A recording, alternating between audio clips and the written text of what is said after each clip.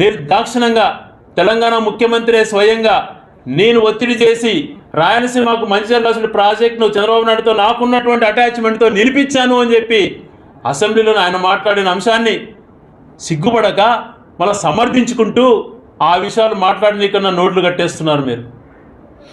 ఇది ఎంతవరకు సమంజసం? సో జరుగుతున్న అన్ని అంశాలపైన ప్రతిపక్ష పాత్ర పోషించే విషయంలో కానీ మీరు ఇలాంటివి ఎంత దిగజారి ఏమి చేసినా కూడా మా నోరుని కట్టడి చేయలేరు. మేము నిలదీస్తాం, అడుగుతాం, ఏమైనా చేయండి, మమ్మల్ని ఎంతకైనా దిగజారండి, ఏమైనా చేసుకోండి, చంపుకోండి, ఏమైనా చేసుకోండి.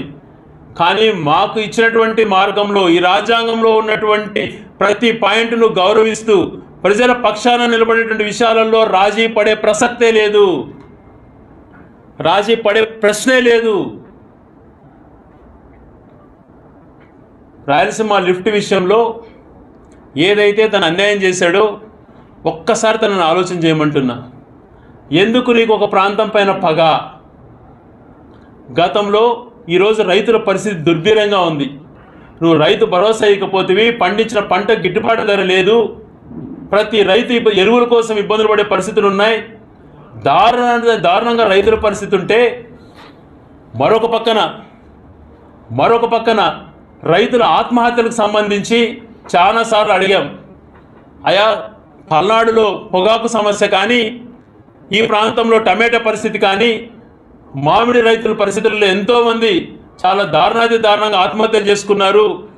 ఎంతమంది ఆత్మహత్యలు చేసుకున్నారో చెప్పాలి అని చెప్పి గత 18 నెలల్లో ఎంతమంది చేసుకున్నారని చెప్పి చాలా రోజులుగా నిలదీస్తే మొన్న తూతూ మంత్రంగా 111 మంది రైతులు ఆత్మహత్య చేసుకున్నారు అని మాట్లాడారు. దానిపైన కొంచెం ఇంకా ఆరా తీస్తే గతంలో ఎవరైనా రైతు ఆత్మహత్య చేసుకుంటే జగన్మోహన్ రెడ్డి గారు పోస్ట్మార్టం రిపోర్ట్ వచ్చినటువంటి 48 గంటల్లో 7 లక్షల రూపాయలు ఆ రైతుల అకౌంట్లో వేసినటువంటి పరిస్థితి ఉండేది. ఆ రైతులకు సానుభూతిగా అండగా ఉండాలని చెప్పి. ఈరోజు ఒక్క రైతుకు ₹1 ఇవ్వలేదు. నేను ఒక్క విషయం చెప్తున్నా, ఆలోచన చేయండి. ముఖ్యంగా గ్రేటర్ రాయలసీమ పరిధిలో ఉన్నటువంటి రైతులు ఆలోచన చేయండి. ఈరోజు ప్రభుత్వం ఎంతోమంది ఇంకా వేల మంది చనిపోయినా వాళ్ళు నష్టపరిహారం ఇవ్వలేనటువంటి పరిస్థితులలో దాన్ని తగ్గించి చూపించి 111 మంది రైతులు ఆత్మహత్య చేసుకున్నారు ఈ 18 నెలల్లో అని చెప్పారు. దానిపైన ఒక్కసారి ఏ రైతులు ఆత్మహత్య చేసుకున్నారు అని చూస్తే ఆ 111 మందిలో 89 మంది రైతులు ఈ రాయలసీమకు సంబంధించిన 4 ఉమ్మడి జిల్లాలలోనే ఉన్నారు. నెల్లూరుకు సంబంధించి 7 మంది ఉన్నారు, పల్నాడు జిల్లాకు సంబంధించి 4 ఉన్నారు. అంటే గ్రేటర్ రాయలసీమ పల్నాడు జిల్లాలో కలిపితే 111 మందిలో 104 మంది ఈ ప్రాంతం నుంచి ఆత్మహత్య చేసుకున్నారు. మా బాధ అర్థం చేసుకో చంద్రబాబు నాయుడు గారు. ఇక్కడ రైతులకు ఆ రోజు అనంతపురం జిల్లాకు గౌరవ రాజశేఖర రెడ్డి గారు పుణ్యమా అని చెప్పి హంద్రినివా వచ్చింది. పోతిరెడ్డిపాడు పెంచడం వల్ల మా రైతులు ధైర్యం మనోసంకల్పం కలిగింది. ఇవన్నీ విషయాలు డైవర్ట్ చేస్తూ తెలంగాణ వాళ్ళు 8 టీఎంసీలు 800 అడుగుల లోపలనే తీసుకుంటున్నారు. మాకు 800 అడుగుల లోపల రాయలసీమ లిఫ్ట్ ద్వారా 33,000 క్యూసెక్లు మా ప్రాంతానికి తరలించుకుంటేనే మాకు భవిష్యత్తు ఉంటుంది అని ఆలోచన చేసిన ప్రాజెక్ట్ని నువ్వు నిర్దాక్షిణంగా ఇతర రాజకీయ పార్టీలతో కుమ్మక్కై పక్క రాష్ట్రంతో ఒప్పందం కుదుర్చుకొని నిలిపేసావు చూడు. చాలా బాధాకరమైన అంశము, చాలా తప్పు. రాయలసీమలో పుట్టినటువంటి గ్రేటర్ రాయలసీమలో పుట్టినటువంటి ప్రతి వ్యక్తి ఆలోచన చేయాలి. ఇది మన తరాలకు మన మనుగడకు సంబంధించిన అంశం. ఈ అంశం పైన గట్టిగా పోరాడతాం, ప్రతిరోజు దీనిపైన మాట్లాడతాం. ఆ రోజు గౌరవ రాజశేఖర రెడ్డి గారు, పెద్దలు మోహన్ రెడ్డి గారు కష్టపడి 5 సంవత్సరాల్లో వెలుగలు ప్రాజెక్ట్ కెనాల్స్తో సహా ఆ రోజు కంప్లీట్ చేయడం వలన ఈరోజు ఆ ప్రాజెక్టు ఊపిరైంది. కరువు కాలాలలో కొన్ని మండలాలలో చెరువులు నిండుతున్నాయని అంటే ఆ రోజు ఆలోచన పరంగా మంచి ఆలోచనతో ఉండబట్టే జరిగింది. ఈరోజు రాయచోటికి నిరంకటంగా ఎంత కరువు వచ్చినా కూడా ఇబ్బంది లేకుండా నీళ్ళు ఇవ్వగలుగుతామంటే అది రాజశేఖర రెడ్డి గారు, ఆ రోజు మోహన్ రెడ్డి గారు ఆలోచన చేసినటువంటి వెలుగలు ప్రాజెక్టు వల్లనే. ప్రాజెక్టులు ఎంత ఇంపార్టెంటో దీన్ని బట్టి ఒక్కసారి ఆలోచన చేయండి. ఈరోజు ఆ వెలుగలు ప్రాజెక్టుకు ఈ ప్రాంతానికి సంబంధించినటువంటి ఒక రాయచోటి ప్రాంతమే తీసుకుందాం. ఇక్కడ బహుదా కానీ, పాపగ్ని కానీ, చెయ్యేరు కానీ ఈ ప్రాజెక్టులు నిరంతరం ప్రవహించేవి కాదు. ఎప్పుడో ఒకసారి వచ్చేటివి. దీనిని మాండవ్య కూడా ఇవన్నిటికీ కూడా మంచి చేయాలనంటే కృష్ణా గండికోట నుంచి తీసుకొని వచ్చి వెలిగలులో నింపాలన్నటువంటి ప్రాజెక్ట్ని మీరు నిర్వీర్యం చేశారు. ఇవన్నీ సక్సెస్ఫుల్గా అయ్యి ఈరోజు వెలిగలులో గేట్లు ఎత్తితే 4 నెలలు పడుతుంది టైలెంట్కి నీళ్ళు రావడం. అందుకే కాలేటి వాగు నుంచి ట్యాప్ చేసుకుంటే 15 రోజులలో అన్ని చెరువులు నింపుకునే విధంగా ప్రణాళిక రూపొందించి పనులు మొదలుపెట్టాము ఆ రోజున. దాని గురించి ఊసలేదు. మరొక పక్కన మా ఆశ అయినటువంటి జిల్లాని తీసేశారు. ఈ ప్రాంతానికి సంబంధించిన వ్యక్తులు అన్యాయం చేశారు. ఇట్లా అన్ని రకాలుగా మాకు ద్రోహం తలపెడితే ఎలాగా? మంచి చేయకపోగా, కొత్తవి ఇవ్వకపోగా, ఉన్నట్టు తీసేస్తూ అన్ని రకాల అన్యాయం చేస్తున్నటువంటి కారణంగా ఈ రైతుల భవిష్యత్తును దృష్టిలో పెట్టుకొని మేమందరం 5వ తేదీన నంద్యాల పోతిరెడ్డిపాడుకు పోయి మా నిరసన వ్యక్తం చేయాలని చెప్పి, ఇది ప్రతి ఒక్కరిలో అవగాహన కల్పించే విధంగా, ఏ రకంగా అయితే శ్రీశైలంలో జరుగుతున్న అన్యాయాన్ని, ఏ రకంగా అయితే శ్రీశైలం ప్రాజెక్టును తాకట్టు పెట్టిన చంద్రబాబు నాయుడు గారు చేస్తున్నటువంటి వ్యూహాన్ని అడ్డుకునేందుకు, భవిష్యత్తులో ఈ ప్రాంత ప్రయోజనాలను కాపాడేందుకు మేము గట్టిగా పోరాటం చేస్తాం.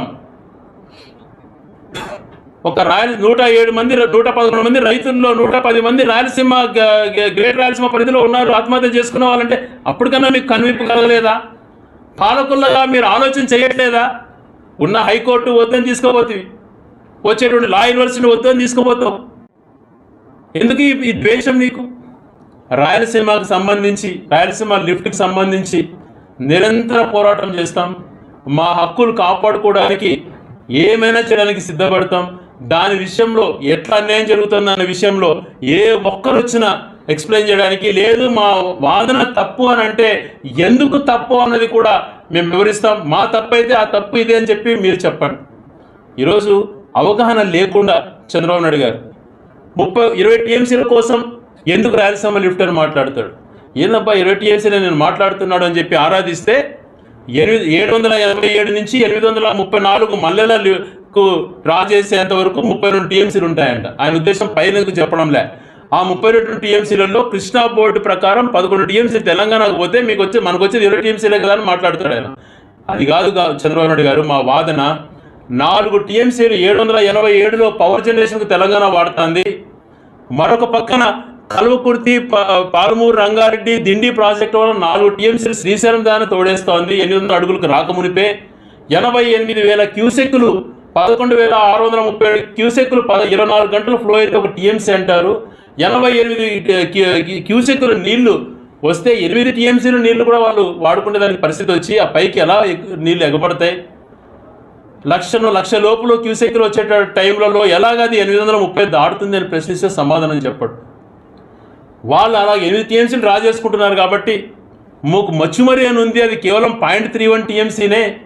సరైనటువంటి కాలంలో పంట పెట్టుకోలేరు. మేము అదే లెవెల్ నుంచి 33,000 34,000 3 టీఎంసీలు ఒకసారిగా మేము అక్కడి నుంచి డ్రా చేసుకోగలిగితే మా రైతులు సకాలంలో పంటలు పెట్టుకోవచ్చు అని వివరిస్తే దాని గురించి మాట్లాడకుండా ఎదురుదాడి చేస్తారు. ఇవన్నీ ప్రజలు గమనిస్తున్నారు.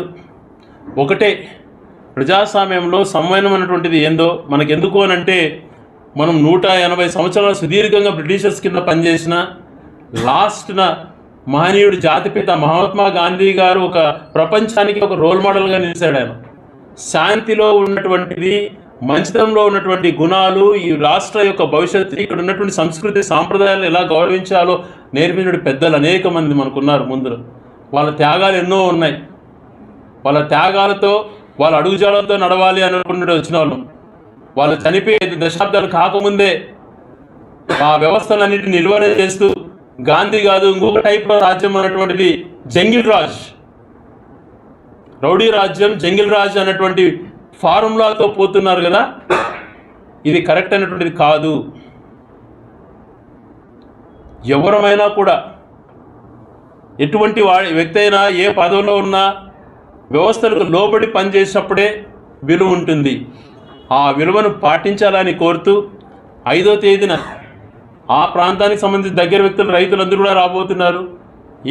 ఈ ప్రాంతాల నుంచి కూడా అవగాహన కల్పించేటువంటి నాయకులందరినీ కూడా మేము కూడా మీటింగ్స్ కండక్ట్ చేసుకొని సాధ్యమైనంత వరకు దూరమైనా కూడా ఇక్కడ ప్రాంతాల రైతులు కూడా అక్కడ ఏం జరుగుతుందని ఎక్స్ప్లెయిన్ చేసే విషయంలో అందరం కలిసికట్టుగా ఒకటై గ్రేటర్ రాయలసీమకు సంబంధించినటువంటి అందరూ కూడా పోతిరెడ్డిపాడుకు వెళ్ళాలి అని చెప్పి నిర్ణయించుకున్నాం.